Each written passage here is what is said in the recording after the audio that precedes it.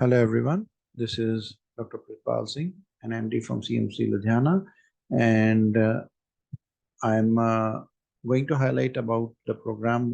This is the second presentation in the series of causality, preventability, and severity regarding pertaining to the ADRs that are reported and coming under the pharmacovigilance program of India. So once an ADR has been reported, it is essential to establish the causality, and further it is also essential to assess the preventability and severity of an ADR related to a drug or not.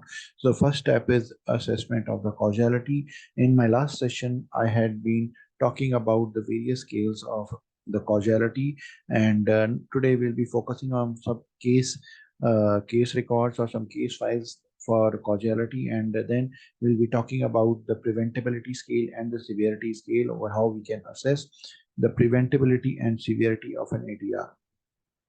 So I hope I'm able, by the end of this session, I hope I'm able to give some insight to these aspects of ADR reporting. And if there are any questions or queries, I would be happy to get back to you. You can write down on my inbox and I'll definitely get back to you. So in the last, just a recap of what we did in the last session, we talked about causality, preventability, and severity. We started with various definitions, where we first started with an adverse event, which is an untoward medical occurrence, but it does not have a causal link. Whereas when an untoward medical or unintended response is due to an investigational medical product, then it is an adverse reaction. An unexpected adverse reaction is one which is not there in the product information, that is, it is not present in the investigator brochure or is not present in the summary of product characteristics. Going further beyond this, we had further more definitions where we talked about de-challenge and re-challenge. De-challenge is you stop the drug or withdraw the drug and you record the outcome, whether it was improved or not.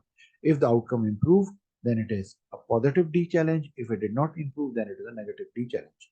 And then once you have stopped the drug, you tend to reintroduce the drug again and record the outcome. This is re-challenge. So if it reoccurs, then it is positive re-challenge. If there is no reoccurrence, then it is a negative re-challenge. We further also talked about what are the various things that come under serious adverse events, serious adverse reaction, or suspected unexpected serious adverse reactions. So when we talk about this, all these adverse drug reactions that result in death are life-threatening, which require hospitalization or prolonged existing hospitalization. They result in persistent or significant disability or incapacity, and cause congenital anomaly or any birth defect are labeled as serious adverse event or serious adverse reaction or suspected unexpected serious adverse reaction. Now, how we can minimize this suspected unexpected serious adverse reaction is by listing everything that is known in the product information, or if it is not listed out here, then it is defined as SUSAR, and it is more of a more serious occurrence than serious adverse event or serious adverse reaction. Now, when we talk about the assessment of causality, where it is a medical judgment which is done by a medical practitioner, which may or may not be the PI. So we define them into a not related, unlikely, possibly, probably related, and definitely related. So we climb up the ladder when there is no temporal relationship, which is related to the administration of product. You have another causes which can explain it, so that is not related. Possibly related is you have a temporal relationship, but there are other events that could explain it. So that is possibly related. Probably is when there is a temporal relationship, there is a more reasonable and more likely to be explained by product than any other cause, then it is probably related. And when everything points toward drug being the implicating factor, then it is definitely related. And to assess the causality, we go for many causality assessment scales. We will be talking about two of them out here. One is the Naranjo's probability scale, and the other one is the WHO causality category. So first we talk about the Naranjo's ADR probability scale, which has 10 questions and a maximum scoring of 14. So which says that if there was any previous conclusive report, or did ADR appear after this drug was given? Did it improve after the drug was discontinued? Did it appear again when it was re-challenged? Are there any alternative cause? Did the reaction appear when placebo was given? Was the drug detected in blood at toxic level? Any change in the reaction, severity of the reaction with increase or decrease of the dose? Is there any previous history or previous exposure of the same? And is it confirmed by objective evidence? So this all these a total of a score of 14 can be achieved, and if there is a score of more than 8, it suggests that this is highly probable. 5 to 8 suggests probable, 1 to 4 suggests possible, and 0 suggests doubtful. Then we talk about the WHO causality categories, where it has been divided into 5 categories labeled as C1, 2, 3, 4, and 5, which is certain, probable, possible, unlikely, and unclassifiable. When we talk about certain C1, it is possibly plausible time. There's a temporal relationship. It is not explained to any underlying condition. No concurrent disease, no underlying other drug or chemicals, related pharmacology. There's a positive D challenge and a positive D challenge. So that is certain. Then we come to the category of probable, where there's reasonable time. You cannot explain it with concurrent disease or other drugs. There's a positive D challenge, but re-challenge is not here. So it is probable. If there is a possible time-temporal relationship, but it might be due to concurrent diseases or other drugs, you do not have any information on D challenge, then it comes under the category of possible. And then if there is no temporal relationship or there are various other confounding factors, then it is unlikely. And if there's insufficient information to analyze the report, it is unclassifiable. So now we can talk about certain case reports where we'll try to establish what is happening. So let's talk about this case report, which we will be talking about when we talk about the WHO category of classification. Out here, we have a case report of a 42-year-old female who experienced vomiting during treatment with 200 microgram of pulmicort by inhalation for her asthma. The onset of the reaction was on 3rd and was there till 5th. And this drug was prescribed since the end of July. Then this drug was stopped on 5th August and patient recovered, although no re-challenge was performed. So what is the WHO causal category? Now out here what we get is there is a temporal relationship. The drug was started in July, reaction appeared in August, patient recovered in August. So that means there's a positive D challenge, but there's no re-challenge. So that means it comes under the category of C2. Let's talk about some other case. Now, this is another case which says that a 68-year-old male patient was started with Crestor on 29 January 2007 for his hyperlipidemia. On 2nd February, patient felt very ill. Upon admission, the diagnosis was myositis and abnormal hepatic functions, where the ALT was 100 units per ml. Now, this patient also took Sendimum Neoral for his bone marrow transplant rejection, which he was taking since October. Now, Crestor was discontinued and patient recovered a few days later, but no re-challenge was performed. So where do we bring this? Which category does it fall under? Now, when we talk about this category, there is a temporal relationship with the use of onset of the adverse drug reaction and use of the drug. There is another concurrent drug that is being given, but it has been being used since more than 3 months. So it is highly unlikely to be responsible. And once this particular cluster was stopped, patient recovered. So that means there is a positive re-challenge, but the re-challenge has not been performed. So again, this particular thing would fall under the category of C2, which is probable. A third case we talk about, another 67-year-old woman who is diabetic, hypertensive, and has Alzheimer's disease. Now, she's already on amlodipine and metformin plus glibenclamide. But this particular lady started receiving rivastigmine daily. So hypertensive, diabetic, and Alzheimer's, she's already on amlodipine, metformin, and glibenclamide, and she started on rivastigmine. But after 5 months, she is hospitalized for dizziness and syncope. On admission, her BP is 90/60, her pulse rate was 34, and complete heart block was evident in 12-lead ECG. Now, this woman received a temporary transvenous pacemaker and Exelon, and amlodipine was discontinued. Both these drugs were discontinued. So, angiography showed normal coronary anatomy. After 3 days admission, her heart block spontaneous resolved and sinus system was restored. So now this particular lady came with after 5 months of taking the drug, she was hospitalized with dizziness and syncope, where her BP was low and there was evidence of complete heart block. Now, she was started on temporary transvenous pacemaker, and her rivastigmine and amlodipine was discontinued. The angiography was normal. After this, after 3 days, her heart block resolved and sinus rhythm was restored. So that means the D challenge has been done.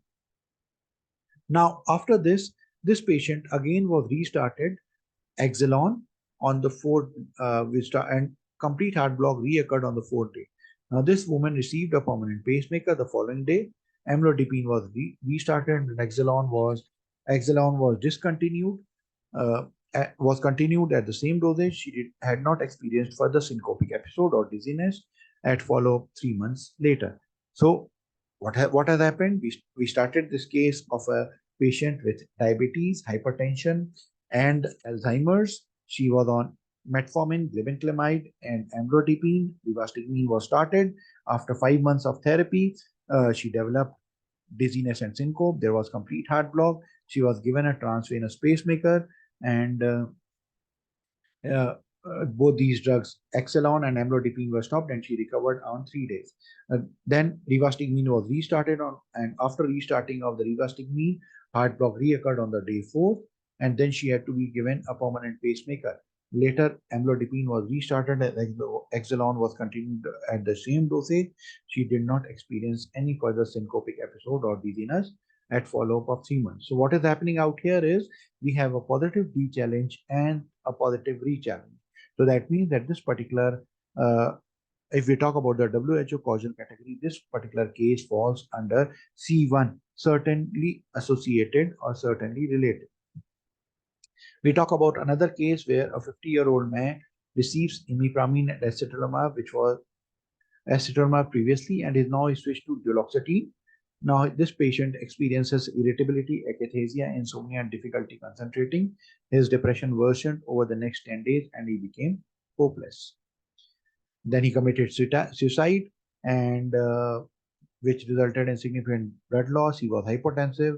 This patient was stabilized, and he was then transferred to the psychiatric ward, and he was commenced on sertraline and remained on this particular drug at last follow-up. So we do not have any history of D challenge or re-challenge. So this particular patient falls under the category of possibly related with the drug. Now, coming to the classification of severity. Now, what we normally do is when we classify the patients based upon the severity, we say that it could be mild, moderate, or severe. Mild is when there is a bothersome adverse drug reaction, but it does not require any change in therapy. Moderate is it requires change in therapy plus additional treatment or hospitalization, and severe is disabling or life-threatening. Now let us categorize how we go objectify this particular thing. So this is done by Hartwig's severity assessment scale. Now based upon this scale, the severity can be based upon 7 levels. Level 1 is this ADR occurred, but no change in treatment was required with the suspected drug. So that is level 1. Level 2 is it occurred with the suspected drug, and this could be it could be changed, but there was no other treatment required, but there was no increase in the length of stay in the hospital. Level 3 is the ADR required that treatment with suspected drug be held, discontinued, or otherwise changed, or an antidote or other treatment was required, no increase in length of stay. So what is happening out here? There was no change in treatment, the treatment was discontinued, but it did not require treatment of an adverse reaction, and no increase in stay in hospital. Here, you required an antidote for treatment, and but there was no increase in the stay in the hospital.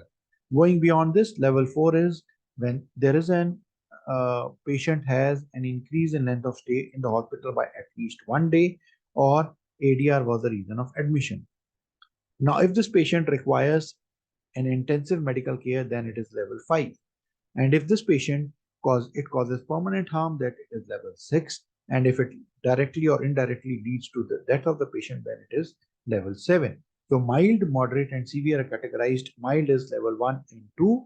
Moderate is level 3 and 4. whereas severe is 5, 6, and 7, where you require intensive care unit, there's permanent harm, or there is death of the patient. So based upon that, we can easily assess the severity of the adverse drug reaction by a particular drug. Similarly, we have another scale which is the Schumacher and Thornton scale, which determines preventability. Now, preventability is further divided into whether the ADR is definitely preventable, probably preventable, or not preventable. So when we talk about definitely preventable, that is that there was a history of allergy or previous reaction. This drug was involved inappropriate. It was inappropriate for the patient's clinical condition. The dose, route, or frequency was inappropriate according to the patient's demography. The toxic there was it had toxic drug concentrations, and there was a known adverse drug reaction based upon this particular side effect. Then similarly, we go beyond, we go to the next point, that is, we go to the next point that is, we go to the next point that is the probably preventable. Was therapeutic drug monitoring or other necessary tests were not performed? There could be a drug interaction, a poor compliance, or preventive measures were not prescribed, so it could be probably preventable. And if any of the above criteria is not fulfilled, that means that this area is not preventable. So these are the various categories or various scales that are used for causality, severity, and preventability of a particular ADR. And I hope I have been able to give you some insight into this particular aspect of ADR reporting. And if there are any queries or any questions, I'll be definitely to answer. Please write down in the chat box and get back to you. So that's all from my side. Have a good day ahead. Thank you so much for your patient hearing.